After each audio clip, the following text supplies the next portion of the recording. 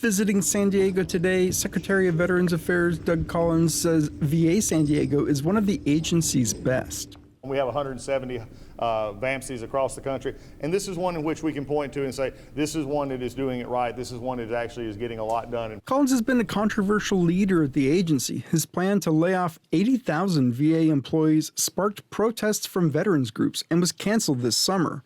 Collins says, though, by the end of this fiscal year, they'll achieve a lower goal of 30,000 fewer staffers without layoffs. Nobody has been laid off and nobody's been fired. Our reduction came from those who took retirement, voluntary retirement. The VA's Inspector General said last month the agencies had a 50% increase in severe occupational staffing shortages, with 80% of VA facilities reporting severe nurse shortages.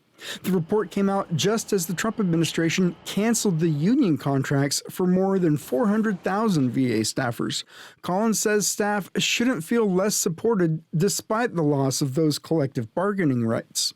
We value our employees more than anything else. We want them to have a work environment which they want to be at. So if their connection was more to the union than to the VA, then that's an issue that they would have to deal with.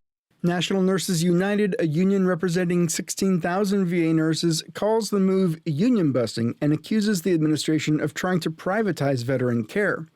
Collins says critics are trying to mislead veterans.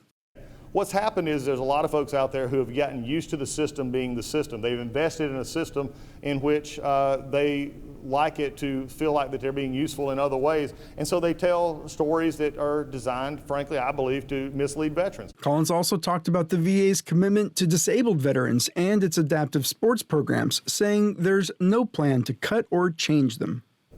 For any of our disabled veterans who are going through getting an opportunity to do clinics like that, whether it be winter, summer, wheelchair games, warrior games, we're going to be there to support that, and I'm not going to let anybody take that back because I see what the value of it is.